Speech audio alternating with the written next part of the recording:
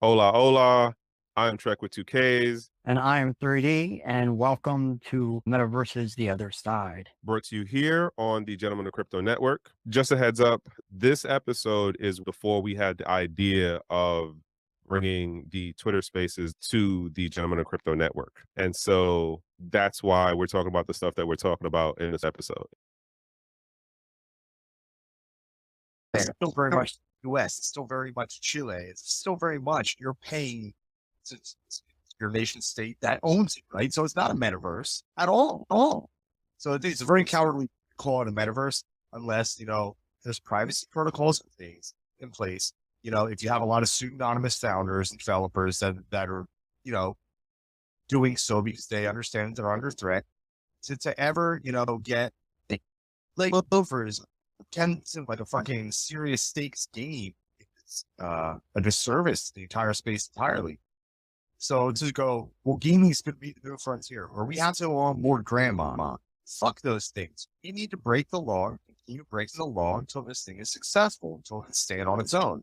And until grandma's ready to break the law, and until the gamers are ready to break the law, people that own property in the metaverse want to break the law, then we're really not going anywhere. And until then, all we're doing is creating a lot of taxable event that benefits people that this stuff was created in spite of.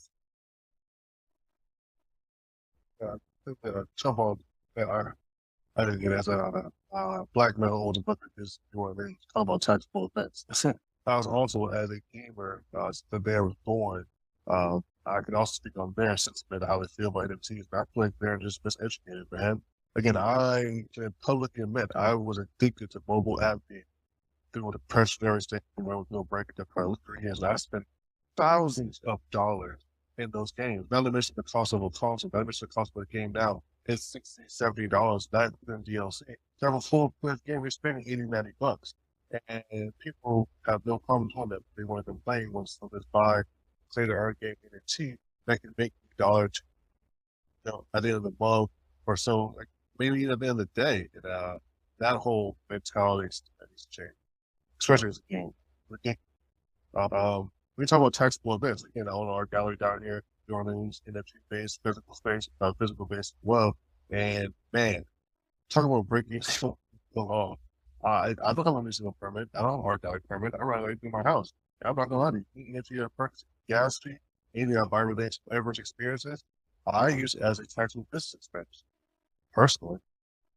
So we talk about breaking rules. Eventually, I think it's not maybe widely taught. But if there's a group out there, we're definitely going to get sprayed and build it the way we want to build it.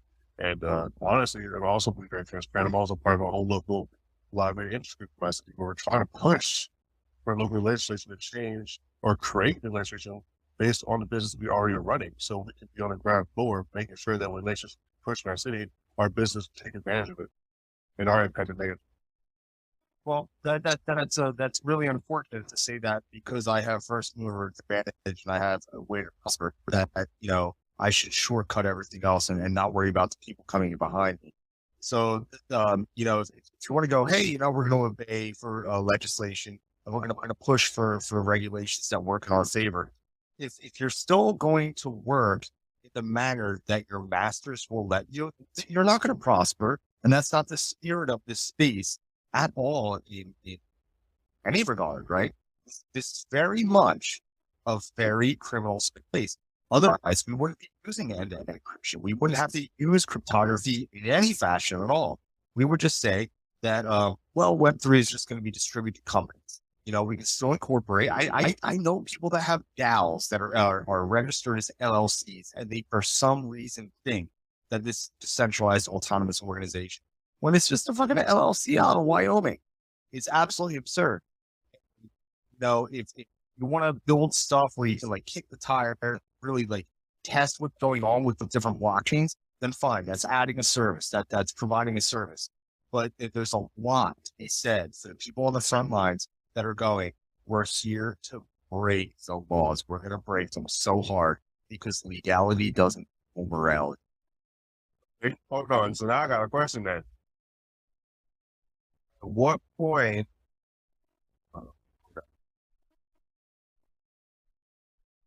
then Yeah, and I'm not saying I agree about like it's only about breaking the law.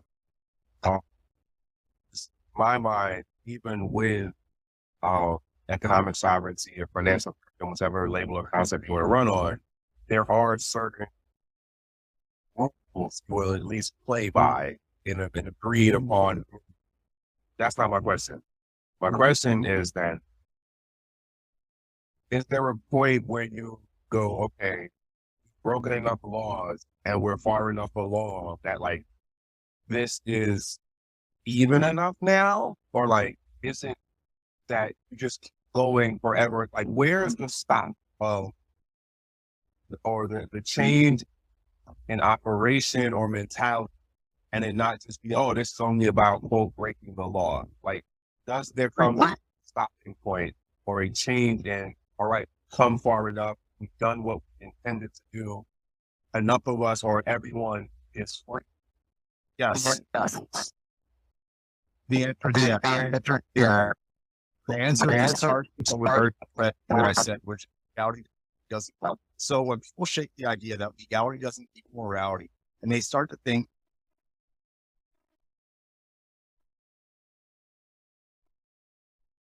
you're breaking up, man. That breaking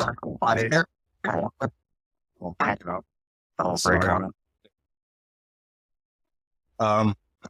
The idea would be let's turn the mirror around and let's kind of audit the people that are like forcing monetary policy on us. Why would we not want to get away from that immoral, unethical behavior? I mean, breaking the law at that point is a very ethical thing to do. It's, banks, giving people the ability to contribute to charity, where the charity actually ends up with the end user instead of getting just usurped by the charity organization itself.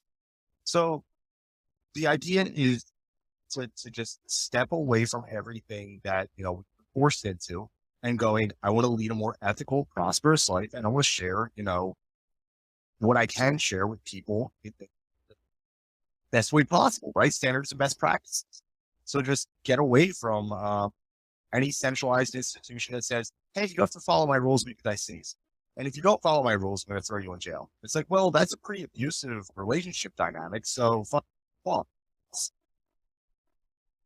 I mean, you say that, but then it makes me wonder, like, how do you feel about DAOs when it comes to ownership? How do you feel about token ownership when it comes to voting power and right? How do you feel about, like, I mean, it's like you're switching one centralization for another, just because the technology doesn't produce centralization. It's an example, look at AT&T. I mean, most of those laws are held by the owners of that board. Right, as when it comes to the money, at the end of the day, the money that's supposed to AT&T has the most power. And to me, that's actually, that's not an equal access, equal voting power, equal rights. Nothing rights to everybody part of the organization. And that's just one example. You look at MTOS Foundation, so-called decentralized, look at their voting pool. No, whoever has the most money, like change. Same thing with other player video games like Splinterland. Even they do the same thing. Whatever it's based on their current skeleton, which is called SPS. Again, though, whoever holds best SPS, makes those changes. Which I agree. That's a vulnerability in tokenomics, right? So there's allowances. I mean, that's not even a vulnerability in tokenomics. That's how it's always played out so far. There's no vulnerability in tokenomics. It's just a flawed system to begin with. I think people want to push decentralization, but at the end of the day, no one has done it before. And they haven't. It's all done a majority ownership several times. It's been done several times at first. It's been done where appropriately. It's been done with ratings point appropriately. It's been done with several projects appropriately, right? Bitcoin definitely are major points. I know both of them. So. Same thing with the summer. We're doing different parts of that. Like, at the end of the day, all you got cost. There's no staking in Bitcoin. There's no staking in rating coin. And but those protocols are still based on mass ownership. Well, so listen, if you're going to say that a whale's influence is centralization, then yes, whales. That's why perhaps in what are doing. I mean, whales are, that was 10%. That's why Jordan owned it. But but I mean, consensus mechanism is very robust. So I don't understand what the problem is. It's quite decentralized. Well, if you Right. have 10% don't have the money to vote, and the rest of people, I mean, they have votes and power, but equivalent. But that's not. If I had 60% of all the Bitcoins tomorrow, I couldn't change consensus. I couldn't tell the miners what to do. I could make things difficult for them. But I would have no more influence over the network than this dog laying on the couch next. When you're still making it, can't make it difficult for buying equation, can make it difficult to make more profit, but can't turn to make profit. No. I would have to self-design. What I would have to do, and I'll dump what I had to dump the market. So Yeah, that's wrong. That's my point. It's all about that. Right. So There's all right, hold on. Jump in real quick. Sorry to cut you, Mr. Ross. Sorry to cut you, Nathan. One, I need y'all to remember that there's that 3-second delay. So when you're saying something, it takes like 3 seconds for the rest of us to hear it. So it sounds like y'all are jumping. It's one. Two, 3D finally got in the room. Hey, sir, thanks for joining us. I understand things happen. Yeah, now. I want to recap it real quick to say, so we were talking about some of the parallels in relation to metaverses and situations of like website development and how that has gone over time. And then we got into a little bit about how we're at a phase now where have blockchains that can be turned off and on versus the early days of like Bitcoin still hasn't been turned off, right? And bringing that into the metaverse conversation or bringing the connection to metaverses is to say like, look what's going on with Helium right now, transferring over Solana. Metaverses will have that same parallel as far as there will be metaverses that can't be turned on versus metaverses that will have kind of Solana Helium kind of off and on switch thing. I think that's a thing going forward. Now, for where we are right now, when we get into Nate and Soroko talking about the influence / centralization of different consensus mechanisms, or as well as just how it might play out on coin or token side for different protocols. It also plays on like how will people centralize or have greater influence in metaverses going forward. I'm not going to say I know that part, but for what they've been saying so far between the differences of like Kasamo or Raven or Bitcoin or whatever, like, yeah, those are things that we see happening right now. And we understand that there are certain trade-offs and pros or cons. Can we agree for that much of it, folks? For sure. Okay. Statement I'm going to make as like my fundamental belief is that the biggest threat actor in the space 100% of the time is nation states, any nation state. All right, cool. Actually, I came in at a pivotal point of you guys is the basic proof of work versus proof of stake, holder scenarios, like the whole, like, well, since Fortune Intelligence held by one wallet type thing, I do understand, like, with metaverses, like, that I heard what Rosa was saying about it's about every metaverse so far, like, everything's in most DLs, it's major stakeholder has the end vote because they have enough votes to go to quorum and be able to push it one way or another, right? And I have been seeing that, and I have been like by that scenario. And if you're going to compare that proof of stake type of scenario to proof of work, it's a bit different because normally when someone holds a huge point of proof of work, they had to mine that, which means they took the time out to get it over time stuff. It's not like they just got a flex it because they invented the token or because, they're the first wallet address or anything like that. So, it does have some differences, but at the same time, I have seen, like we were saying, like you guys said, chains go on and off. And it's a proof of work. There are some chains that have been able to shut down with proof of work, even if it's a small enough chain for it to happen. But in reality, when you're looking at the stuff, it's like, yeah, a lot of stuff can happen, but hey, not all of these metaverses are going to be like all different chains we have. Like we have tons of different chains, for the 50 something authoritative, chains that there's only one that actually uses the full authoritative control. So, there's always going to be differences in everything. Or at the end of the day, like some of the stuff I had to say, like some of this token stuff, they get scary trying to get into them. It's like, okay, I can see a huge portion of supplies and one person's saying about it out of nowhere. And, what does that mean in the next 90 days? What does it mean in the next 6 days? But hopefully over time, if the project is kind of true as like what they're trying to do, like, I don't know if you guys remember XDN. Someone brought it to my radar not too long ago, and I completely forgot about it. It's the original digital note that dev scam. They worked pulled like very as quickly as they freaking could. They worked pulled on their own project and tanked it over and over and over and over and over for like 5+ years. And now it's starting to finally get a following again. And it's like, it's considered a scam coin. So over time, anything's possible in this space, thankfully. But yeah.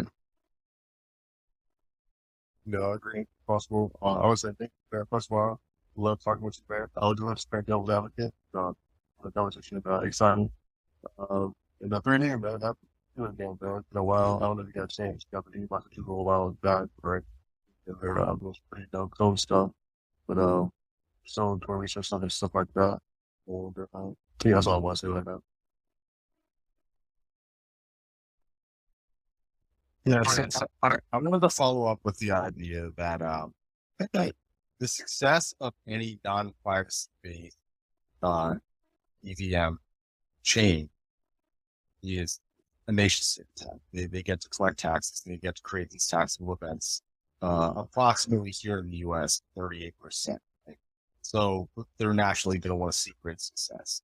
Now, other projects, Bitcoin, Monero, and stuff like that, they're really not allowed to watch. Trek, you might have been in Vegas with us when Fluffy Pony first started talking about Tari, which was Gannett's arm of Monero, right? And so you don't hear much about Tari. A lot of people don't talk about Tari yet like that.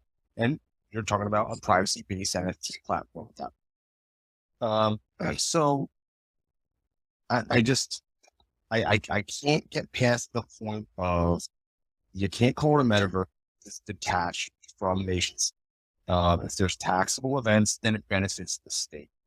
Meanwhile, the state is attacking exchanges with on-ramps and off-ramps to crypto. They're attacking privacy coins and making sure that they can't be listed on exchanges and stuff like that. And there's a very clear line of delineation between projects that are favored and not favored by the SEC. And the shadow bans that go on behind closed doors with exchanges, stuff that they're not allowed to list or they have to list. So unless we can look at these factors first and the attributes to get these things in unfavorable eye of the government, then I really don't think that we can have a more developed discussion after that. Now, like saying better discussion as like privacy or determination or decentralization or anything like that, yeah, sure. But at the same time, a metaverse is just a socially interconnected something that uses metadata on its platform or ecosphere in order to do things. Like, for example, most times they're with games because the games are constantly using your little bits of metadata inside the game of stuff you do, the range, blah, blah, blah, blah, right?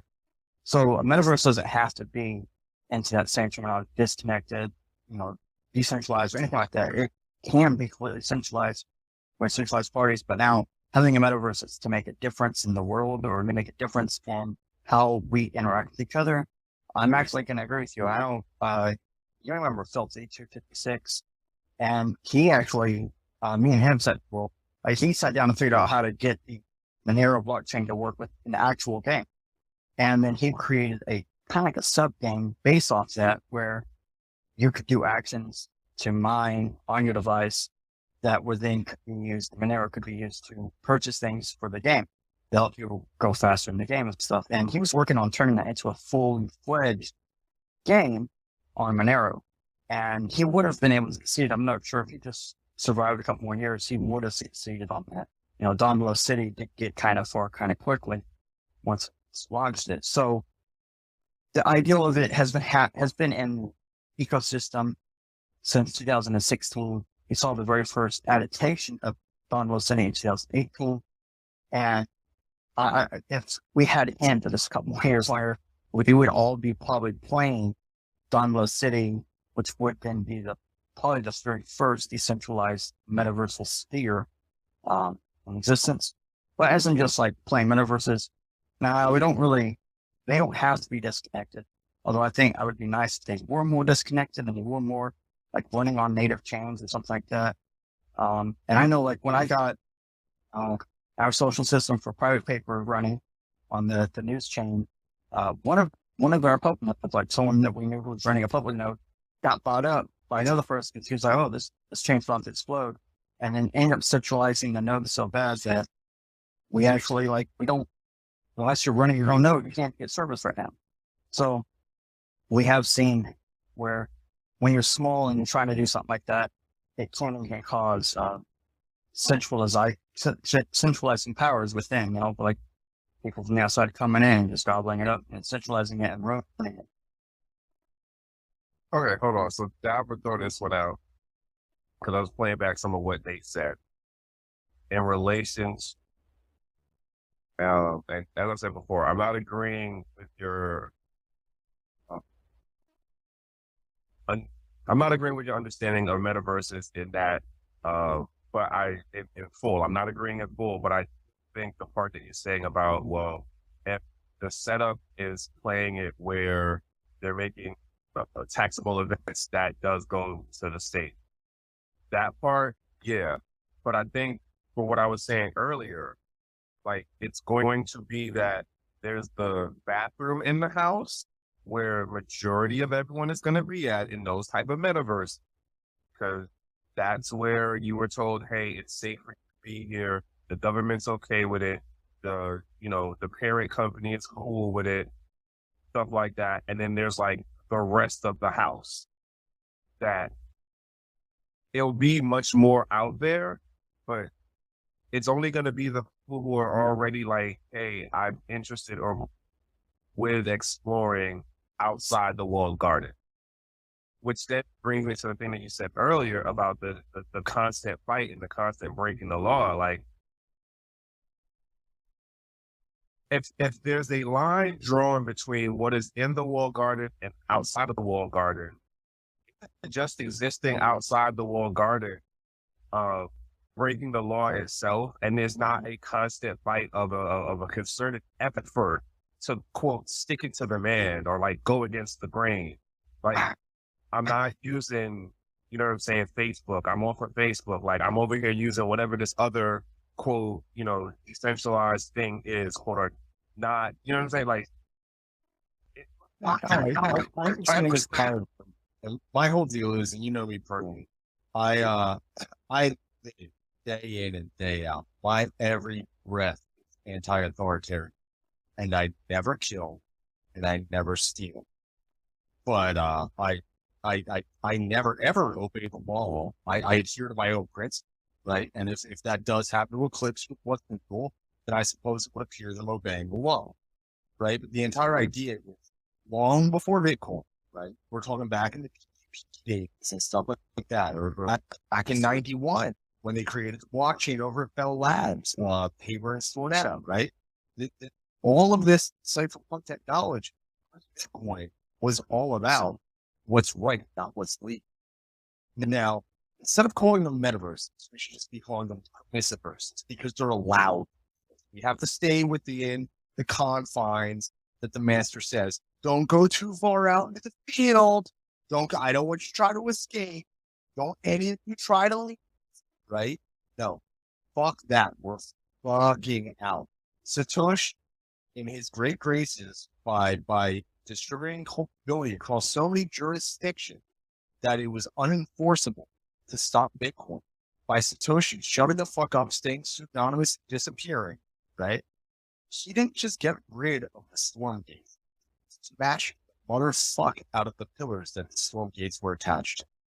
And I really, really hate this, market server and excitement. Just stay, hey, we're just excited to be doing what we're doing and we'll obey, we'll do the good thing. I don't want to see that spirit.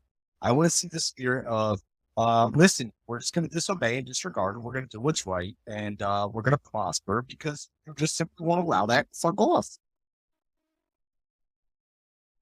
I'm gonna say I think that is a good distinction between what is right and then what is legal, but I feel like both have an air of subjectivity to them and then like cultural nuance, right? Because like have what is legal here in the US, it ain't legal in some other places. And then there's some things that's legal in some other places that you're sure as shit not trying to do here. And then the other idea playing to what you're saying about what is quote right, it almost gets on that, are we working off of the same guiding principle? If we're not working off of the same guiding principle, then I think it's say two major things as far as like killing and stealing. Like then we get into like, well, what are the other guiding principles that work to be your North Star on quote what is right? Like, is there too many? Or is there not enough of a number? Like, you see where that subjective part of it comes in? So what you're for the subjective part, the little gray area, right? The gray area is where it's supposed to. People are so weak, so slave-minded that they don't think that they're even entitled to privacy. And they think that, well, if you have nothing to hide, then why would you, right? And that's absolutely absurd. For a free-minded person to think like that is the weakest, most heinous thing I can even imagine. So until people start thinking, like talking your gas station, talking to somebody you run into in the subway, until you run into that person, you ask them a question about their private life and go, fuck. Or they would even better do it to a cop. That's when things are starting. That's when the gray area is starting to move back to neutral, where it should have been in the first place. But no, we're far too far removed from anybody ever accepting responsibility for their own actions for them to be able to make a decision. Those generations, instead of making the governments go, Manny, tell us what to do, tell us how to behave, punish us if we're wrong. I am not going to disagree with any of that. You're right. Like, so many people on the planet is too used to their government running everything. And like, I remember a point in time where people in America used to say, norm zero responsibilities, your responsibilities are take the thing. And as I got older and older, just saw that wash away. By a lot of people. And I do get what you're saying about like, early days, there should be more like I'm just gonna do what I do. Talking about that, I do have a paper I'm gonna send you a link to about the digital government manifesto. Might be a fun race for you, but you like permission-verse does give you a lot of the metaverse spaces are actually basically Web 2 running with some form of Web 3 interlace or connected, not actually directly on it. So we got someone else that jumped in. What would it be? What's going on Joe Buck? All right, I guess the delay's taking in, or she might someplace where someone for her here. This is Yoga Bars. We're doing the Wevolution space, which will eventually work into a podcast. That's at least the goal. Hold on one second. Yeah, there you go. Are you hearing it? All right, something's going on. Yeah, Twitter.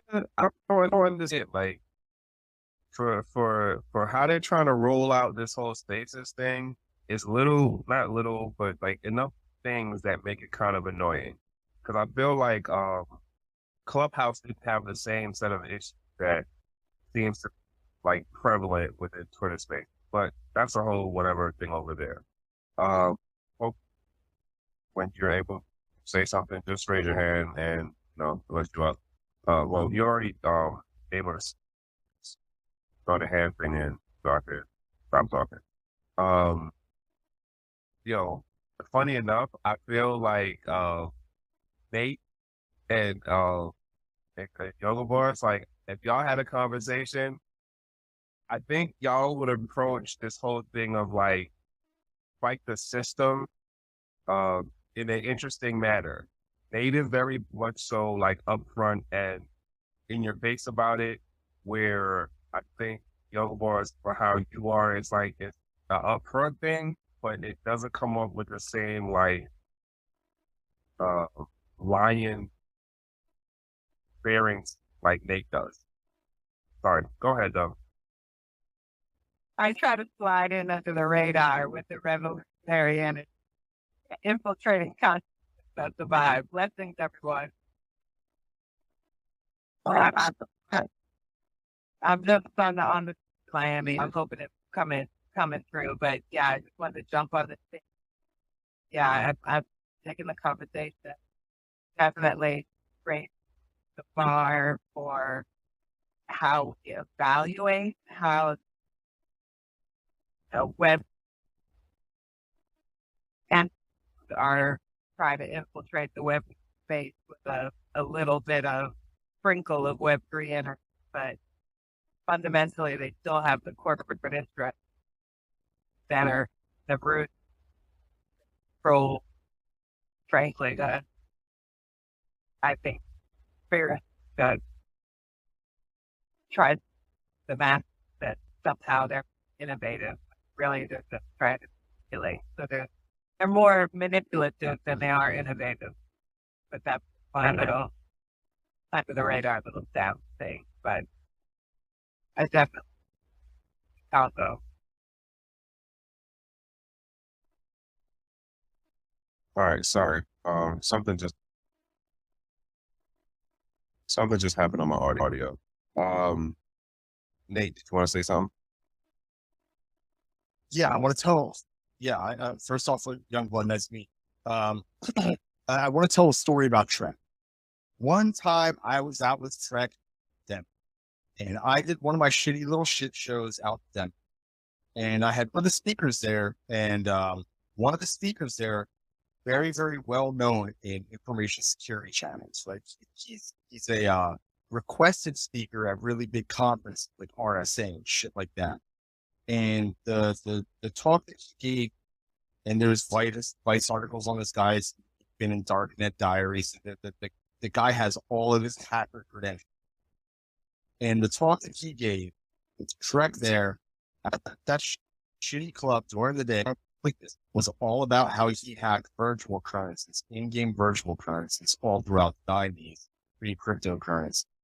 So all we're doing is look at the talk that Steve then, and then we look at what's happening in Web3 now, and the advent of cryptocurrency. About zero has changed, right? So you're taking like 4 or 5 cards in a deck, like a 5-card deck, and shoving it. You're going to get a very similar outcome every single time. I'm going to leave it up to Trek to explain how very obvious this is based on what's personally witnessed back in 2018 of this talk. Okay, I'm gonna say that my memory sucks. So I remember I remember being in Denver. I think that was the one, like, is Meek and Rice. You Ken and Rice were all of, God damn it. Right, that doesn't help. You guys want some suggested audio, a nice podcast to fall to, and think about Web3, and think about gaming, and think about in-game assets, and think about cryptocurrency. Then I asked you, go on YouTube and listen to Darknet Diaries, episodes 7 and 8. They're not that long. It's a fantastic produced podcast. It's good. It's fun to listen to. Easy to listen. And, but listen to it with the mindset of, I need to take this 10-year-old information, apply it to today's world. Now, also, this same exact hacker was got called the Ethereum Bandit, which was some script that was going around and attacking users. The guy was able to guess, using his attack method, he was able to guess over 800 in 8 hours using this new one. All right, let me just throw that out there for those not familiar with Nate's. And this is also for both folks who are going to listen to it later on.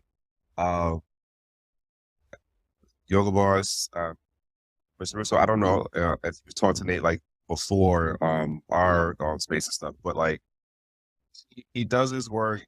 He's in the community, and as far as like the hacker side of it, the people who are like the real DJs on the tech, the folks who were doing this stuff back from the 60s and the 60s stuff, like, so I know it seems like I'm giving him a wide berth to say stuff, but it's only because I know where Nate comes from and that we've been around each other for a number of years at this point, and how Nate moves, like, this is a dude you could take someplace. He don't have a license. He don't have money in his pocket.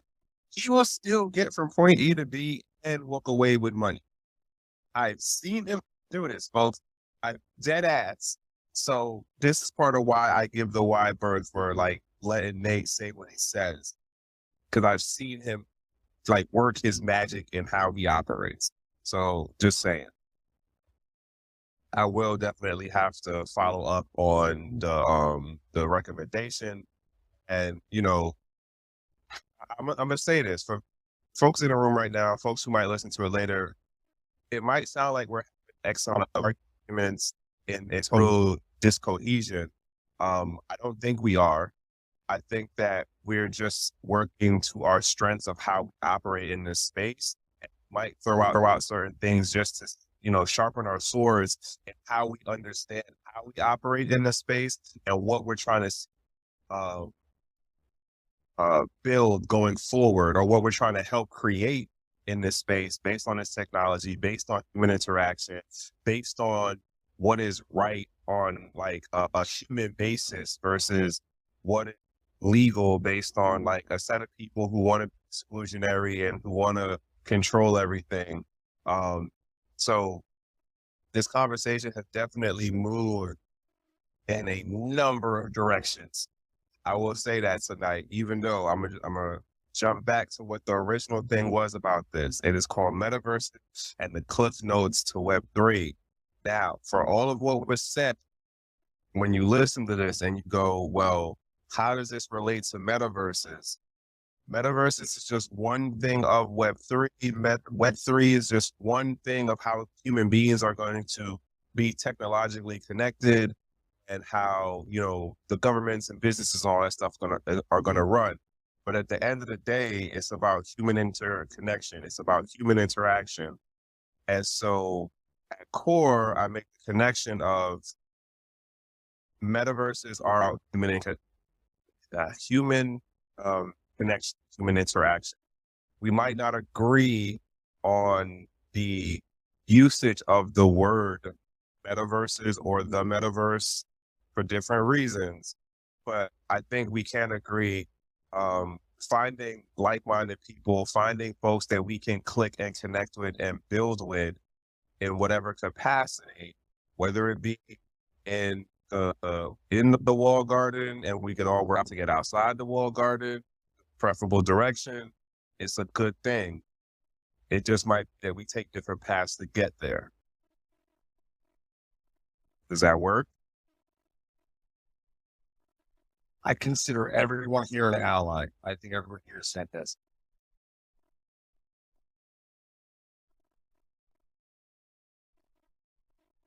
Well, I appreciate. I'm just gonna say on the campaign distract, like every time we have one of these conversations, we get cross communication where, you know, we're not exactly always agreeing, but we're still, everybody's putting out different information, and really, to me, it was a learning experience. I've actually heard about the guy who, like, they did an article done somewhere between 2008 2013 about how he hacked every game, and I was like, holy crap! I remember when I first read that, I was like, well, We just gotta hope to, build systems that are going to prevent that. And I was telling someone the other day, I was like, well, Ethereum just programmable money, so if you're not careful, anything can be programmed. And that's exactly what he's starting with. So I just find that fun as a reference point. Yeah, I gotta find like I heard about the finance back in the day. Yeah, do it all like I think it's changed. So that myself got me always thinking about, man, that can't really do thing like stuff saying right now is like what one of the most important things of the tech sector, cybersecurity now. So I'm really looking forward to it. And Nate, man, I know you're OG, bro. See, look at my dad. He knows some stuff, bro. Y'all can probably have a cool chat.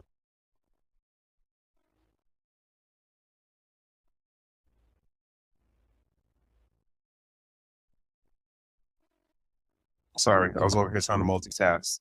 Yeah, uh, so we are a little, well, we're at least on my time, it's saying now it's 21:01. We did get off to a little rough start because Twitter was playing funky with me. So we can run for like another 5 or 10 minutes if everybody's up. Yoga Boss, you have a question, got a comment, love to hear it. Nick, I got a question for you. It's the DEF CON, but I'll offline you on that one. Oh, yo, Mr. Russo, gotta check out the updates that are on the Metaverse Toolbox. We added a couple of things on there. Definitely more options on the low code, no code thing. And we're actually looking at what's the joint right now? Spatial. Yeah, but I know I brought thinking about seeing how you talked about it. I'm gonna see how we taking that thing. I'm a fan of spatial as well as on cyber, but when it comes to any real life interaction with the metaverse, man, spatial kills it in VR headset, bro. Their platform is so smooth, real time language translation. If you spend on membership fee, it's worth it, bro. 20% of extra your entire community around the world. That's it's gated, like it's great. So yeah, I'm definitely a more special person to get things together over there. Okay. So I led a yoga class in spatial that was kind of dope. People really got into just the vibe of it, the connection of it. So I think spatial is, if you're going to use something that's already pre-developed and pre-built, that it's easy to set up anything you want to on that spatial platform for some interaction. So the meditation, the classes, whatever. So That's, go ahead, 30. I was just going to say, that's pretty cool to hear. I was looking at some of the new tools that Grocer sent, stuff, and I was actually messing with ones trying to copy spatial directly into a smart contract. Just so then, like, when you make your room, whatever it would meant to your address. Man, I might have to check that out. And man, I'm glad you used it for meditation space. I think spatial right now is to open up my gallery as for artists to actually interact with NFTs, make it build in the metaverse, stuff like that. They're really enjoying it. It's funny because I celebrate my birthday while I'm in Dubai and I'm there by myself. So I was like, maybe I should just have a birthday party on spatial in Dubai from the Meta Week conference and see how I can swing that and make it, trick it out a little bit. Have like a meditation, sacred geometry, chakra frequency music, birthday vibe, and Dubai metaverse energy all at the same time. 100% doable. Arts intended for her birthday at all lab, and that's through a very simplified platform called Artlist. That's on the whole metaverse platform on Facebook. I'm not a fan of, but actually that's a good birthday there. Yeah, I'm definitely not doing it through Facebook, but spatial might be, so keep on the lookout. Okay, so that was the thing that got me in looking at spatial was they at least had the free option, grant it's X amount of difference with like the subscription versus the free option of what you do. But like this does go into that point that I've been saying with metaverse, like low code, no code tools and options of being able to find things that don't require, 100% like you need to be a C++ JavaScript guru to do a simple thing. I am curious though, and the thing that we were talking about the other day with the person who extracted the object from Uplift and then was able to bring it over into spatial, that with structures though, because I seen something where a guy was making a point about doing like a room design, and he did it, I think, in Oculus, and I might have been Gravity Sketch or it might have been Blender or something, and then brought it over into spatial. And I didn't watch the rest of the video thing yet to see like what he did, but I'm still trying to like look at it as far as would the Uplift connection over into what you call it, because Uplift is based on Minecraft and Minecraft is Microsoft, and spatial accepts the Microsoft logins. So I'm curious to see, like, is that enough of a thing, or is it like some whole next thing that we got to figure out to see if we can make a crossing of metaverses? When you're taking it out of Minecraft, it's a plugin. It's basically getting a copy of the blocks or text files, all that, right? So you can execute it, or sorry, I said that word. You can extract it as a DLB file or as a full, like, and be a rigged model, basically. Just has no actual rigging, but they have to come with all text files and stuff like that. And then you import it into spatial as the 3D file. And then you just have it there. It won't do anything as in like if you have redstone or anything like that. It'll just stay stagnant, basically a static preview or image of it, so to speak. But that's how it's being done. Like I actually have the plugin.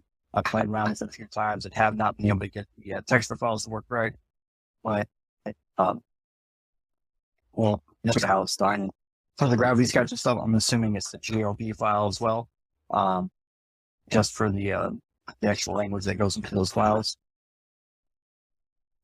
Yeah, you're right. GLB file, I double checked myself. It was out front on Cyber, and I was experimenting. I was like wondering, like, if I'm buying guides just as open side of the arts, to open for my private metaverse experience, like the gallery, like that's the man, for spatial, for one, you want to very much transfer over. For two, I mean, it's the same way. And then you can already go over spatial, like I did import the file, but don't have a full interaction when I'm on cyber. Very interesting. Okay, I'm loving the techie talk, and this goes to the point. All right, so I'm gonna throw this out. So we did the webinar yesterday. That was yesterday, 3D? Yeah. Okay. And so the guy that he asked a question about how, what was it like? Oh, could you build? He asked if we could build something a certain way. And this, If we build something for Sandbox, can we move it over to Central? right?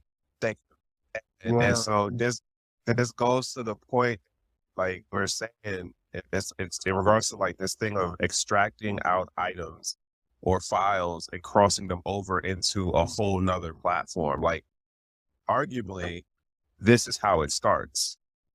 Like you do your workaround hacks, get a certain level of functionality, and then like either you're able to push forward on it to where you develop the technology out enough, or the whole platform themselves figures out like have enough people or enough traffic of this activity happening we're going to either encourage it or we're going to try to stop it.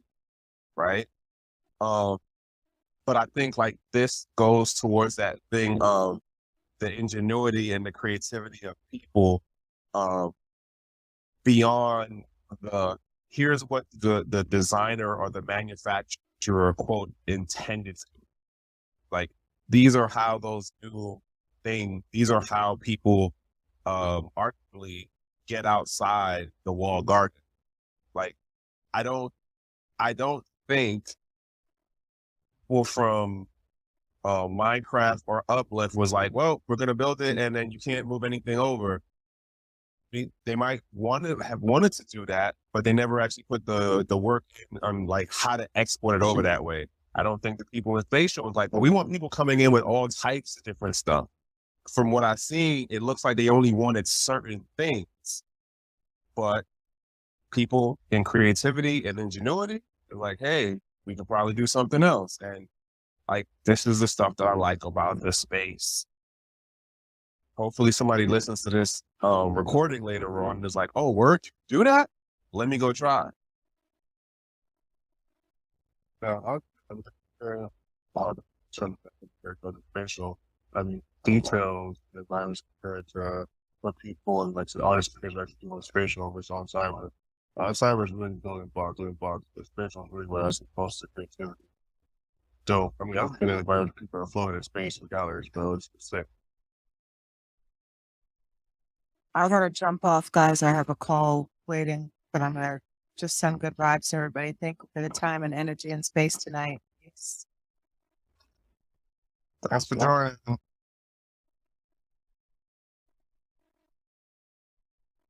Sorry, Twitter over here acting weird again. All right, so I think we're more than an hour, but like in regards to our talk time, we're on the hour thing.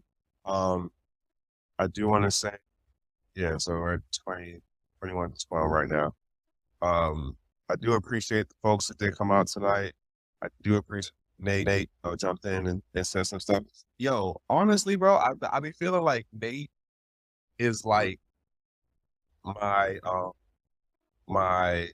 cypherpunk like conscious on shit when it comes to like this whole crypto block bigger tech thing. Like that level of like, yeah, but you know, this is about like not arguably sticking it to the man, but is the one I feel my voice to when I see X amount of like the corporate stuff coming in or things that I'm just like, what are we doing? Like we're working back towards a traditional system.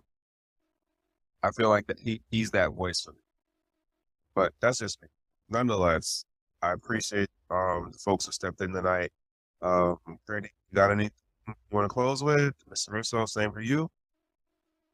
No, I don't know about this topic, but if Mr. Ross, if I'll. Well, I'll try to remember that.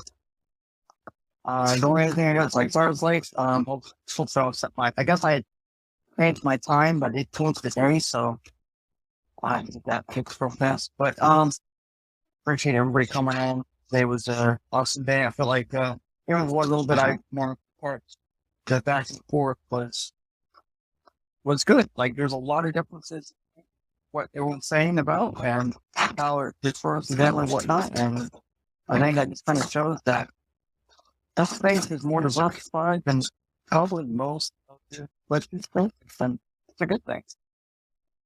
Oh, all right. Before I forget, for anybody who listens to this later on, so the new thing, at least for the time being, is one, the webinar that we're doing once a month called Metaverses, Cliff Notes for Web3, basically talking about the no code, low code, open source, free metaverse tools that are available to be able to create in the metaverse. We're kind of drawing a distinction between being a builder, because builder is more of coder level, versus these shortcuts and streamlined processes that are being created right now that are available. And we actually made the website that does show and explain,